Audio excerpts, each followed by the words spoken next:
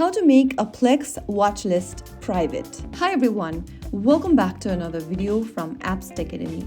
If you want to make your Plex account's watchlist private, then follow through the steps.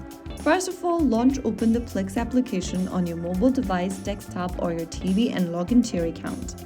Once you're logged into the home page of Plex, go to the upper right corner and tap on your profile icon.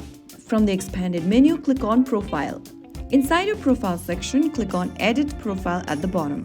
Now, click on Manage Profile Privacy from the bottom menu, and on the next page, click on My Watchlist button. Now under My Watchlist, click on Private. Once you select Private, your watchlist is now private. No one else on your Plex server or library can see it. So that is how you can easily make your Plex account's watchlist private. If you found the video helpful, don't forget to like, share and subscribe to our channel. I will be back again in the next video. Thank you for watching.